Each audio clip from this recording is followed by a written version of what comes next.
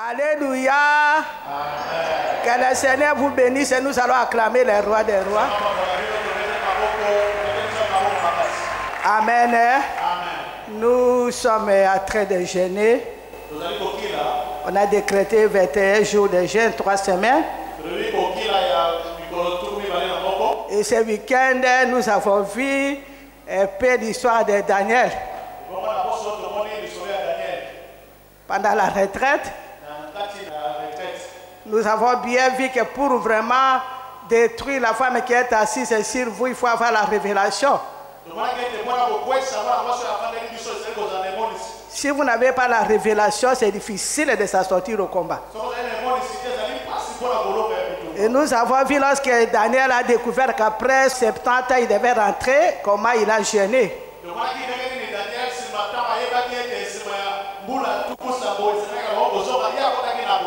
Daniel 9, vous aviez dit ça, vous avez partagé ça. Daniel a dit, j'ai tourné ma face vers l'Éternel, j'ai jeûné, j'ai prié, j'ai fait des supplications.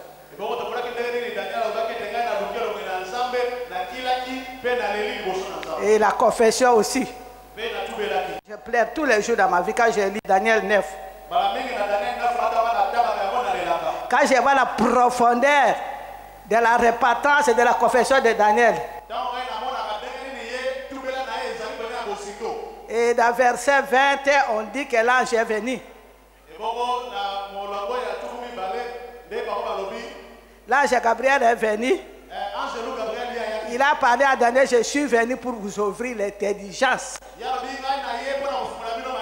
Il n'y a que des hommes qui jeûnent et qui prient sérieusement que le Seigneur va ouvrir l'intelligence. Pour comprendre certaines choses spirituelles. Les choses, c'est spirituel. Dieu est spirituel.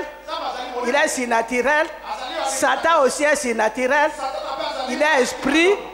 Personne ne peut comprendre ces choses s'il n'est pas dans la vie de jeûne et prière. Alléluia. Amen. Et nous avons vu comment l'ange Gabriel est venu lui ouvrir l'intelligence. Il lui a amené le message. Après cela, nous allons partager Daniel chapitre 10. La 3e année de Cyrus, roi de Perse, une parole fut révélée à Daniel, qu'on nommait Beltsatsar. Cette parole, qui est véritable, annonce une grande calamité. Il fut attentif à cette parole et il eut l'intelligence de la vision. En ce temps-là, moi, Daniel, je fus 3 semaines dans le deuil. Je ne mangeais aucun mets délicat, il n'entra ni viande, ni vin dans ma bouche, et je ne moignis point jusque les 3 semaines fussent accomplies. Amen. Amen. On s'arrête d'abord là-bas. Pourquoi les chrétiens sont restés dans la pauvreté totale, dans le blocage, dans les points? Parce que les chrétiens n'ont pas compris qu'est-ce que c'est que jeûner. Nous jeûnons parce qu'il y a beaucoup de choses autour de nous qu'on ne comprend pas. Il y a des fardeaux que nous devons porter dans nos vies, dans nos familles.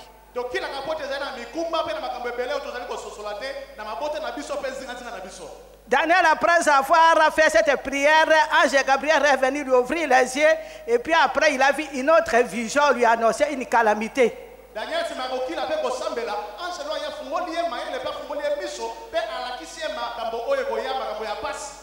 Et puis qu'est-ce qu'il a fait? Comme toujours, j'ai fait 3 semaines dans le deuil. Jeûner, c'est être dans le deuil. Quand nous jeûnons, parce qu'il y a un problème. Il y a un problème, quelque part, il y a quelque chose qui ne va pas. Soit dans ta vie, dans ta maison, dans la vie de ton mari, dans la vie de tes enfants, au travail, dans ta famille, dans ton clan, dans ta tribu et pour les nations. Les hommes qui sont convertis portent les fardeaux même de leur pays.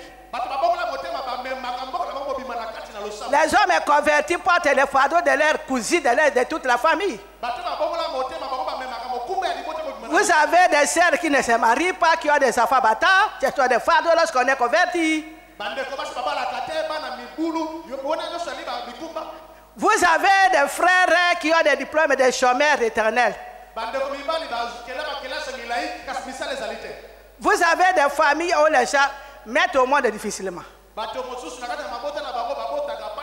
Nous avons beaucoup de fardeaux.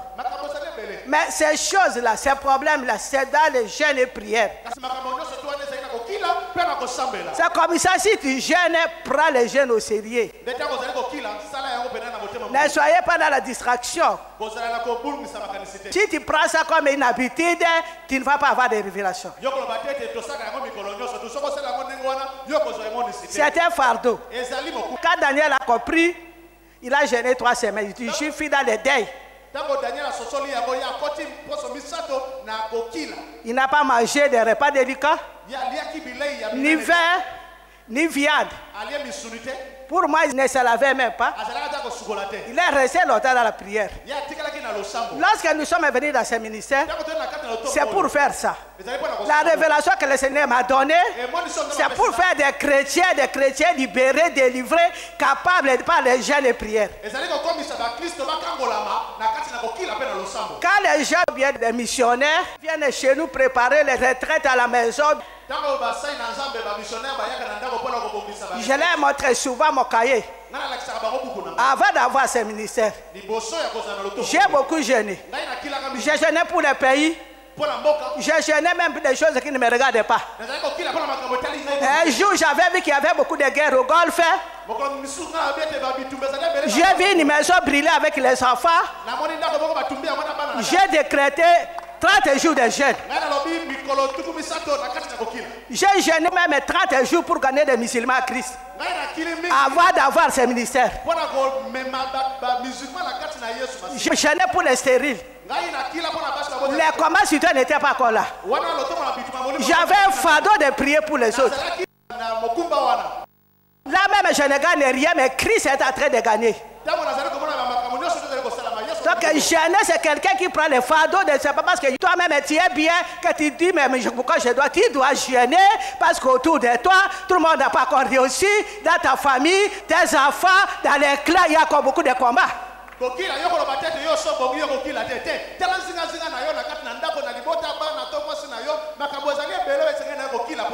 Daniel ne pouvait pas jeûner à Babylone.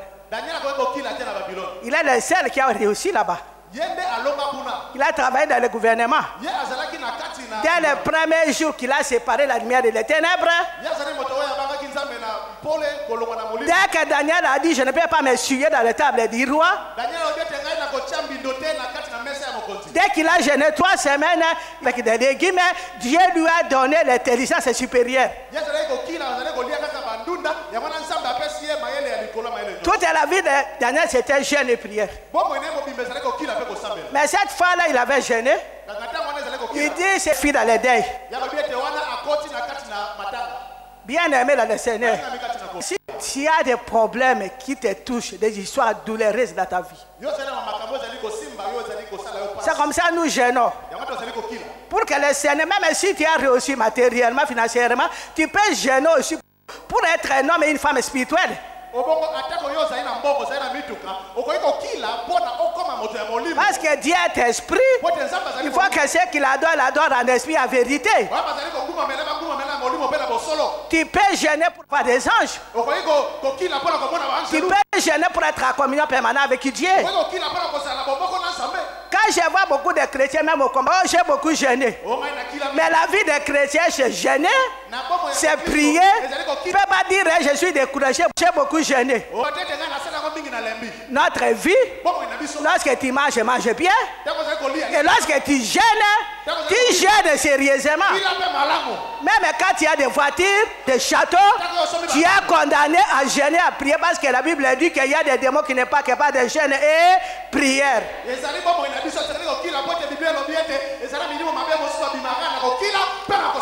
La Bible dit quand le diable arrive, il rentre comme un lion cherchant qui dévorer.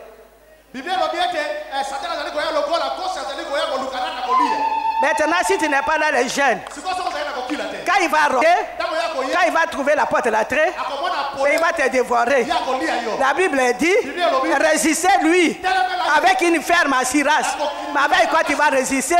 Dans la vie d'un jeûne et prière, dans la vie des supplications, dans la vie de repentance, lorsque tu vas résister, quelle que soit la maladie, quels que soient les problèmes, quelles que soient les attaques, il faut fuir loin de vous, bien-aimés dans le Seigneur. C'est ça la vie. Et lorsqu'il a jeûné, qu'est-ce qui s'est passé? Verset 4. Le 24e jour du premier mois, j'étais au bord du grand fleuve qui est Hiddekel. J'ai levé les yeux, j'ai regardé et voici, il y avait un homme vêtu de lin et ayant sur les reins une ceinture d'or du phase. Son corps était comme les chrysolites. Son visage brillait comme l'éclair. Ses yeux étaient comme des flammes de feu. Ses bras et ses pieds ressemblaient à des lérins polis. Et le son de sa voix était comme le bruit d'une multitude. Moi, Daniel, je vis seul la vision. Et les autres qui étaient avec moi ne la virent point. Mais ils furent saisis d'une grande frayeur. Et ils prirent la fuite pour se cacher. Acclamez la parole de Dieu, bien-aimé. Lorsque Daniel a jeûné, il a défini son jeûne. Il n'a pas mangé, il n'a pas bu, il est resté devant le Seigneur. Dans une vie de repentance, dans la prière. Et la Bible dit qu'il a vu une vision. Il a décrit l'homme qu'il avait vu. Comment il était habillé à l'air, comment son corps brillait. Il a bien décrit l'ange qui est venu. Maintenant, qu'est-ce qui s'est passé? Lorsqu'il a vu cette vision, la Bible dit j'étais seul à voir cette vision. J'étais seul à voir cette vision. Ils étaient nombreux dans cette prière, mais les autres n'ont pas vu la vision. Daniel était seul pour voir cette vision. Les autres ont senti qu'il y a quelque chose de spirituel. Ils ont eu la frayeur, ils ont tremblé, ils ont pris fuite. Il est resté seul. Bien aimé dans le Seigneur, si tu es venu au combat, c'est pour chercher à voir des choses surnaturelles. Ce qui se passe dans ta famille. Nous avons dit Jérémie 33:3. Ça veut dire être comme Daniel. Depuis 24 ans, nous ne cessons de dire ça.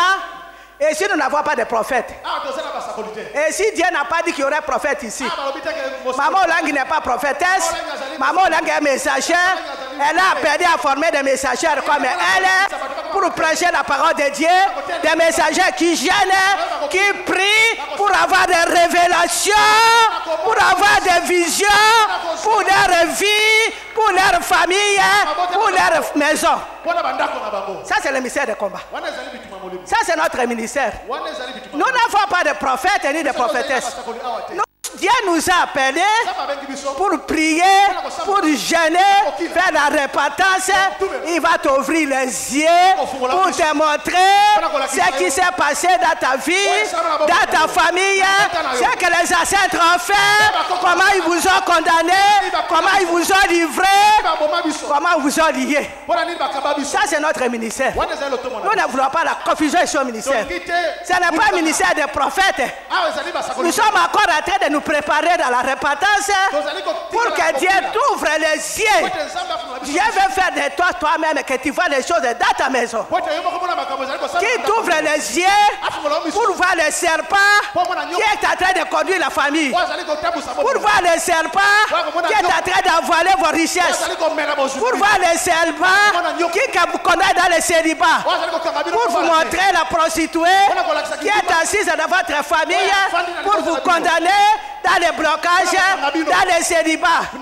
Toi seul, tu dois voir la vision. Ce n'est pas les voisins, ce n'est pas les frères à côté, c'est toi seul. Lorsque nous sommes dans les 21 jours, là où tu es en train de gêner, le Seigneur a un message, une vision pour toi. Ne soyez pas dans la distraction. Ça, c'est notre ministère. Vous voyez, le diable aime toujours changer la vision des gens. Comme ça, vous voyez, le diable commence à envoyer des gens ici. Oh, Serge, je vais te prophétiser. Nous n'avons pas besoin de prophètes. Nous avons besoin de femmes et des hommes qui gênent pour que le Seigneur vienne avec une révélation, pour que le Seigneur nous ouvre les yeux spirituels, pour voir des choses cachées que tu ne connais pas. Ce qui s'est passé dans ta famille, avec tes ancêtres, avec les arrières, comment ils ont condamné les gens, comment ils ont condamné les enfants. Le Seigneur t'a amené ici comme Daniel pour que tu aies des révélations.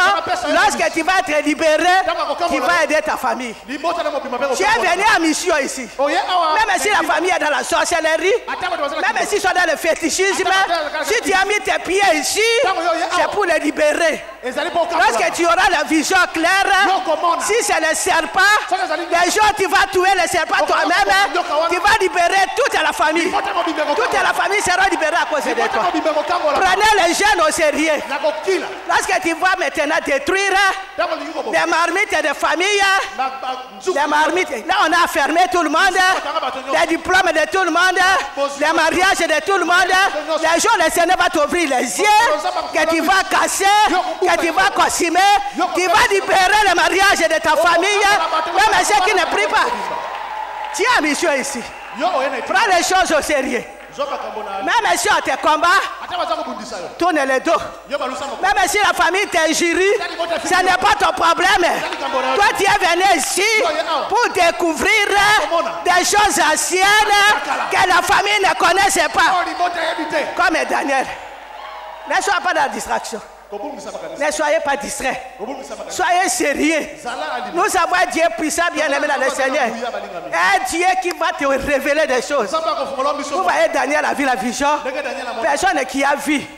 Lui-même a vu. Ta vision de famille, c'est toi-même qui vas voir. Ce n'est pas maman Langui. Je vais vous raconter une histoire. Vous voyez comment le diable change. Depuis qu'on a commencé au bébé cette terre, moi je ne prie pas pour les gens. Nous sommes venus au parc, je ne prie pas pour les gens. Les mêmes principes que Dieu m'a donné, je vous ai donné. Les 10 définitions de la prière, les obstacles à la prière, les ennemis de la prière, on enseigne cela dans tous les sièges. Ce sont mes révélations. Maintenant, qu'est-ce que le diable a fait?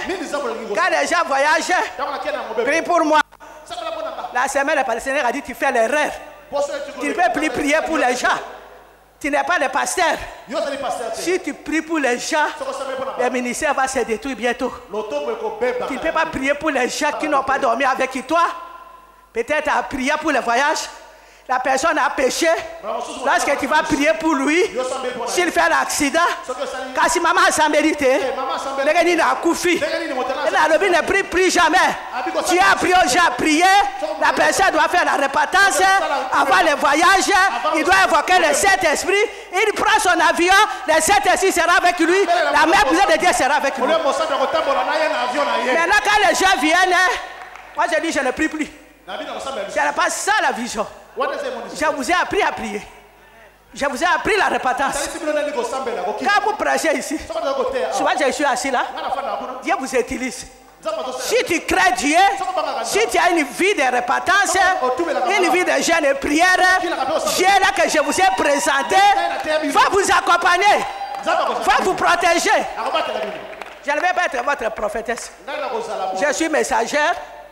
Et j'ai aussi l'ordre de former les messagers comme moi, de prêcher comme moi, d'être formatrice comme moi, de former les autres comme moi. Le diable fait de petit à petit nous écarter de la vision. Parce que les gens sont devenus paresseux.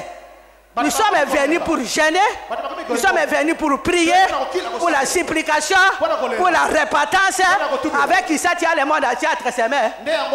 Tu as le monde entier entre tes mains. Moi, quand j'allais prier à Dikasi là-bas, 7 jours, ça m'a gêné boire à la montagne. J'ai laissé ma maison. Mes enfants, j'avais des combats. Je voulais voir Dieu. Les dieux dans ce borne.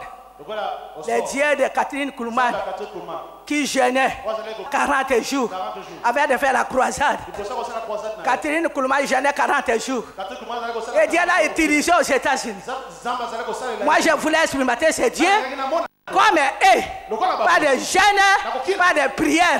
J'ai laissé ma maison, j'allais chercher Dieu. Et c'est là-bas, la montagne là-bas, que j'ai parlé à langue. C'est à la montagne là-bas que Dieu m'a ouvert les yeux. C'est à la montagne là-bas que j'ai connu Dieu. J'allais avec les pasteurs. Les pasteurs qui m'aidaient dans la prière à Lubumbashi. Vous êtes venus ici pour être comme Maman Olangi. C'est un ministère, une femme qui a prié, qui a jeûné, qui n'est pas paresseuse. Jusqu'à présent, je jeûne. Quand j'allais à la montagne, je jeûnais sec. Il n'y a pas d'eau à la montagne. 7 jours secs. Ça marche. Ni boire. Ça, c'est le ministère. Quand les gens commencent à raisonner, on va manger un peu de bouillie. Ça dépend de ton problème. Tu connais tes problèmes. Personne ne peut te dire, moi je n'ai comme ça. Ça, c'est la fausseté aussi. Tu connais qu'est-ce qui ne va pas dans ta vie. Comme nous faisons les 21, toi-même, tu sais comment tu dois jeûner, n'est-ce pas? Oh, donnez-nous la modalité. On n'a pas les mêmes problèmes. On n'a pas la même famille. On n'a pas les mêmes clans. On n'a pas les mêmes totems. On n'a pas les mêmes idolâtries. Comment nous allons organiser maintenant les jeunes? C'est la fausseté. Tu connais le Dieu de ta famille, qui contrôle ta famille, qui est assis dans ta famille. Quel est l'homme fort? Quelle est la femme prostituée? Toi-même, tu sais comment tu dois jeûner. Tu connais l'histoire qu'on t'a racontée. Hein? Tu connais comment le Dieu de vos familles, comment il dirigeait vos ancêtres. Tu connais l'histoire. Et toi-même, tu dois savoir quel est le jeûne que tu dois faire pour faire face à l'homme fort qui a dirigé la famille, qui a bloqué la famille, qui a séduit la famille et qui a bloqué la famille. Ce n'est pas l'histoire à eux, et maman comment, non. C'est ton problème à toi. C'est ton histoire à toi. Tu vis seul ton problème. Tu vis la pauvreté seule. Tu vis la stérilité seule. Tu vis le célibat seul. Tu vis le blocage seul. À ta profondeur. Comme Daniel, tu dois avoir la vision. Il a dit l'homme que j'ai vu. C'était Gabriel. C'est lui qui a amené les nouvelles à cette époque-là. Même Marie, c'est Gabriel qui avait lui dire tu vas avoir la foi. Même dans l'état de naissance, c'était Gabriel. Gabriel, il est venu. Il lui a donné une vision. Et il a continué la prière.